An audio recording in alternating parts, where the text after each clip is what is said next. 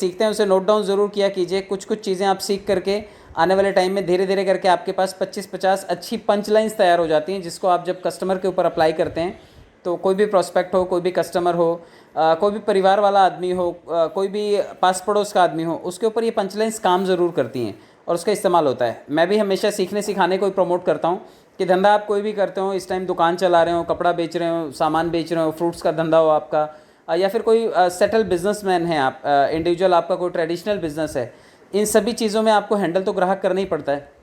ग्राहक एक ऐसी चीज़ है जो टाटा बिरला बाटा को भी उसकी ज़रूरत पड़ती है, तो मुझे और आपको तो ज़रूर पड़ेगी। और जिस नेटवर्किंग की फील्ड में हम लोग जुड़े हैं, इसमें भी हमें अच्छे प्रोस्पेक्ट्स को हमारी टीम में लेकर के आना है।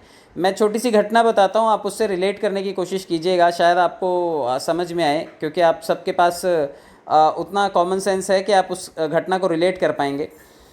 एक बार क्या होता है कि एक किसान होता है, किसान को खेत में फसल बीजनी होती है, तो किसान अपनी साइकिल पे बोरी रखता है, उसकी बीज की बोरी रखता है और साइकिल लेकर के निकलता है, लेकिन बोरी फटी हुई होती है। रास्ते में जाते जाते काफ़ी सारे जो अनाज के दाने होते हैं जो रास्ते में गिर जाते हैं। तो कुछ तो गिरते हैं जो नॉर्मल सी जगह होती है, वहाँ पर ऊबड़ खाबड़ जगह होती है, वहाँ पर गिर जाते हैं। कुछ दाने गिरते हैं चलते चलते, साइकिल चलाते चलाते, जो झाड़ झंखाड़ होते हैं उनके पास गिर जाते हैं। थोड़े बहुत दाने हैं जो गिरते हैं वो आगे जाता है, बंजर सी ज़मीन होती है वहाँ पर गिर जाते हैं, और बाकी जो बचते हैं वो ले जाता है खेत में बो देता है। अब जितने लोग भी किसान बैकग्राउंड से उनको समझ में आएगा, थोड़े दिन में बारिश होती है, बारिश होने के बाद जो सबसे पहले सपाट ज़मीन पे गिरे होते हैं वो फटाफट उगते हैं, और फटाफट उगते हैं, लेकिन कुछ दिनों बाद जैसे ही बारिश बंद होती है, जैसे ही धूप वूप चढ़ती है, और धूप चढ़ती है तो मुरझा जाते हैं, ख़त्म हो जाते हैं। उसके बाद जो झाड़ वाले, जो झाड़ के आसपास गिरे थे वो भी उगते हैं, वो थोड़े अच्छे होते हैं, लेकिन ऑलरेडी इतना झाड़ होता है, इतने सारे आजू बाजू में मतलब अड़चने होती हैं कि वो चाहते भी हैं लेकिन उन बड़े झाड़ के नीचे वो ग्रो नहीं हो पाते। और तीसरे जो जगह पर गिरे हुए बीज होते हैं, वो जो बंजर ज़मीन पर गिरे होते हैं, उनका कुछ अता पता ही नहीं चलता और वो उगते भी नहीं हैं, ख़त्म हो जाते हैं। और चौथी जगह जो खेत में बीज बोए होते हैं किसान ने, वो 2 दिन हो गए, 4 दिन हो गए, 6 दिन हो गए, उसमें कुछ दिखाई नहीं देता। लेकिन 10 दिन बाद, 15 दिन बाद फिर वहाँ से वो 2 पत्तों वाला वो मुंडी निकाल करके जब वो बीज निकलते हैं तो वो अपने जैसे हज़ारों बीज पैदा करते हैं और बहुत बड़ी फसल तैयार होती है। तो मैं आप सभी को बताना चाहता हूँ कि ये सब हम सब लोगों ने अपनी टीम में होते हुए देखा होगा। आप सब नेटवर्किंग की फील्ड से जुड़े हैं, आप लोगों ने ऐसे ऐसे लोगों को अपनी टीम में ज़रूर भर्ती किया होगा जो इन चारों कैटेगरी के लोगों से रिलेट करते हैं। मैं आपको बताता हूँ कैसे। आपके पास कुछ लोग आए होंगे और शुरू में बड़ा तेज़ तर्रार होंगे, अरे हम तो ये तोड़ डालेंगे, फोड़ डालेंगे, ऐसा कर डालेंगे, वैसा कर डालेंगे, बड़े जोश जुनून में आते हैं। वो जो ज़मीन, सपाट ज़मीन पे गिरे हुए थे ना, जो फटाफट ग्रो होते हैं, वो 2-4-10 लोग भी जोड़ लेंगे, फटाफट ग्रो हो जाएंगे। लेकिन जैसे धूप आती है, नेगेटिव्स आते हैं, परेशानियाँ आती हैं, सबसे पहले वही मुरझाते हैं। आप चेक कीजिएगा आपकी टीम में क्या आप ऐसे हैं या आपकी टीम के कुछ लोग ऐसे हैं।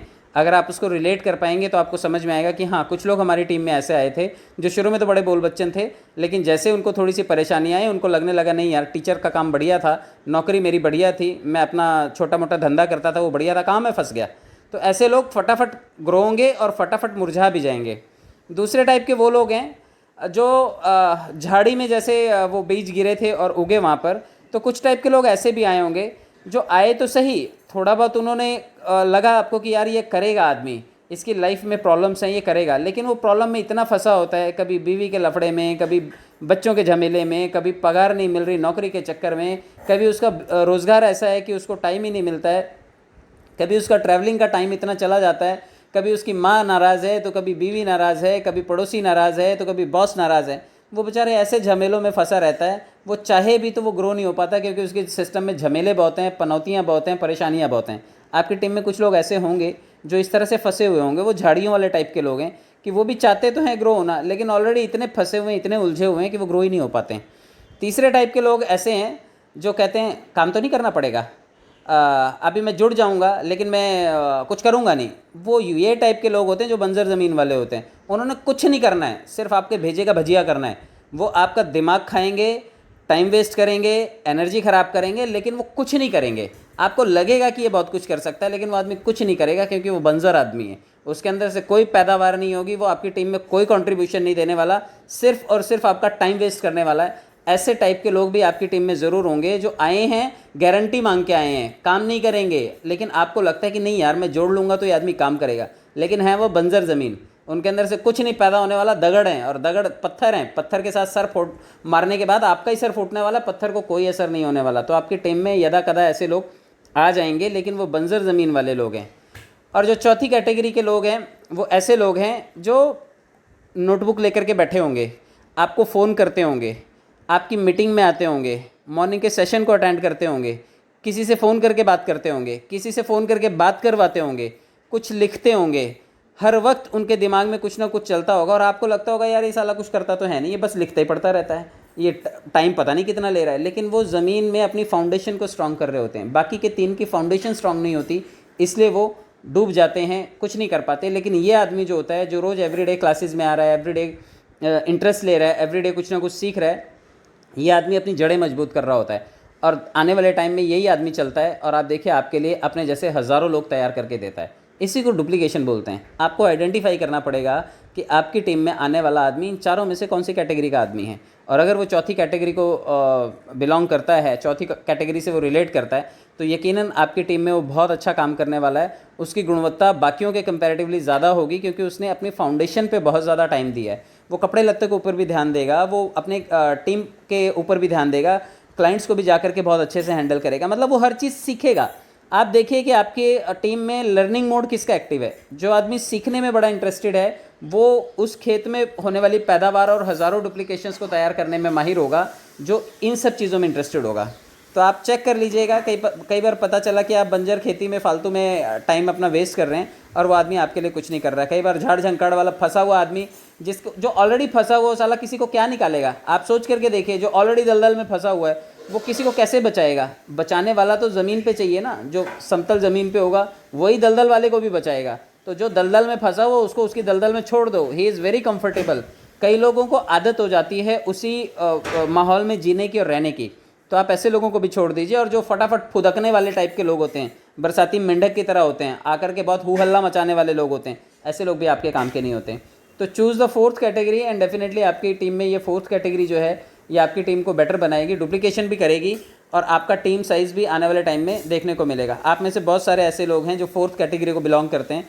शंभू दयाल जी भी उसी में से ही हैं जिन्होंने चीज़ों को पहले बहुत अच्छे से सीखा, मेहनत की और आज वो देखिए आप लोगों को ट्रेंड भी कर रहे हैं। इन्होंने अपनी जड़ें जमाई, मजबूत की। जितने भी ग्रुप्स में आप लोग देखेंगे जो लोगों को सिखा रहे हैं, जो फील्ड में लोगों की हेल्प कर रहे हैं, जो काउंसलिंग कर रहे हैं, नेगेटिव आदमी को पॉजिटिव में कन्वर्ट करने की कोशिश कर रहे हैं, ये सभी लोग 4th कैटेगरी को बिलोंग करते हैं। एंड मेक श्योर आप में से बहुत सारे लोग उसी कैटेगरी को बिलोंग करते हैं। तो हो सकता है आप ये स्टोरी रिलेट कर पाओ, क्योंकि ये मैंने सुनी थी कहीं यूट्यूब पे और मुझे लगा कि ये बहुत बढ़िया है, हमारे काम से रिलेट करती है और नेटवर्किंग में इस 4 तरह के लोग तो ज़रूर आते हैं। तो आप इसको अपने टीम में ज़रूर चेकआउट कीजिएगा और अगर आपके व्यवहार में भी इन चारों में से चौथी चीज़ है तो बढ़िया है, और अगर 4 में से 3 चीज़ें हैं और चौथी चीज़ मिसिंग है तो कोशिश कीजिए वो 3 चीज़ों को अवॉइड कीजिए ताकि ये चौथी चीज़ को आप डिस्कवर कर पाएँ। देखिए हमें थोड़ा सा रोल हमारा जो होता है ना वो हीरो की तरह होता है। हीरो जैसे पिक्चर में होता है, आप देखिए हीरो को कैरेक्टर रोल प्ले करने के लिए दिया जाता है। अगर आज उसे रामायण में रावण का रोल दिया गया है तो कल आज उसे रावण का रोल प्ले करना आना चाहिए, और कल अगर महाभारत के कृष्ण का रोल दे दिया गया तो उसको कृष्ण का रोल भी निभाना आना चाहिए। तो एक अच्छा नेटवर्किंग फील्ड वाला आदमी अच्छा प्रॉस्पेक्ट हैंडलिंग में भी मास्टर होता है, वो अच्छी लीडरशिप में भी मास्टर होता है, वो लोगों को ट्रेंड भी बहुत अच्छे से करता है, वो लोगों की प्रॉब्लम भी बहुत अच्छे से सॉल्व करता है। एवरीडे देखिए उसको अलग अलग रोल निभाने पड़ते हैं। तो अगर आप ये अच्छे एक्टर वाला कैरेक्टर रोल प्ले करने में माहिर नहीं हैं तो आप बहुत अच्छी लीडरशिप नहीं कर पाएंगे, बहुत अच्छी टीम नहीं बना पाएंगे। आपको हर वक्त एक नया चोला पहनना पड़ता है और उसके हिसाब से अपने कैरेक्टर के अंदर वो जान डालनी पड़ती है, और नौटंकी करके काम नहीं चलता। पब्लिक जो होती है वो पहचान लेती है कि ड्रामा कर रहा है या एक्चुअल में इसकी एक्टिंग में दम है। आप अमिताभ बच्चन की मूवीज़ देखिए जा करके, आपको लगेगा कि यार पिता बना है तो पिता के रोल के साथ जस्टिस करता है, प्रोफेसर बना है, पुलिस वाला बना है तो इनके रोल्स के साथ ये जस्टिस करता है। अगर ये एंग्री यंग मैन बना है तो एंग्री यंग मैन जैसा दिखती है इसकी पर्सनैलिटी। और यहाँ पे बड़े सारे लोग जो हैं प्लेन सपाट पर्सनैलिटी लिए घूम रहे हैं, एक ही जैसा बोलते हैं, एक ही जैसे कपड़े पहनते हैं, एक ही जैसे रहते हैं, ऐसा लगता ही नहीं कि इनके जीवन में कुछ बचा हुआ है। नेटवर्किंग फील्ड में आने वाला आदमी थोड़ा सा रंगीन मिजाज हो जाता है। रंगीन मिजाज मतलब वो बोल बच्चन भी हो जाता है, वो जोक भी सुनाता है, वो मीटिंग्स में भी जाता है, वो हंसी मजाक भी करता है, वो सभी चीज़ें वो करता है। तो आपको थोड़ा सा अपने व्यक्तित्व में ये सारी चटर पटर चीज़ें लेकर के आनी पड़ेंगी, जिसकी वजह से आप एंटरटेनर भी बनेंगे, क्योंकि ट्रेनर का मतलब एक एंटरटेनर भी होता है। अगर आपकी टीम आपसे बातचीत करने के बाद मोटिवेट नहीं होती है, उसको मज़ा ही नहीं आता, उसको लगता है क्या यार रोज़ सादी दाल खिलाता है ये आदमी, कभी दाल तड़का वाला भी बात नहीं करता, क्योंकि प्लेन दाल खाने में कोई बहुत ज़्यादा मज़ा नहीं आता है लोगों को। हाँ, आपको शुगर है, आपको कोई फिजिकल चैलेंज है तो बात समझ में आती है कि आपको प्लेन दाल नमक वाली खानी पड़ेगी, लेकिन एक्चुअल में लोगों को जो है दाल तड़का ही पसंद आती है, दाल फ्राई ही पसंद आती है। तो आप अपने पर्सनैलिटी को भी थोड़ा सा वैसा बनाइए कि थोड़ा तड़के वाली पर्सनैलिटी हो, आपके साथ जो मिले उसको बातचीत करके मज़ा आए। आप जिस ट्रेनी के पास जाएं उसको लगे कि यार बिल्कुल सर के जैसा बनना है, मैडम के जैसा बनना है मुझे। तो जब आपके व्यक्तित्व को लोग पसंद करने लगेंगे तो आपका डुप्लीकेशन होना शुरू हो जाता है।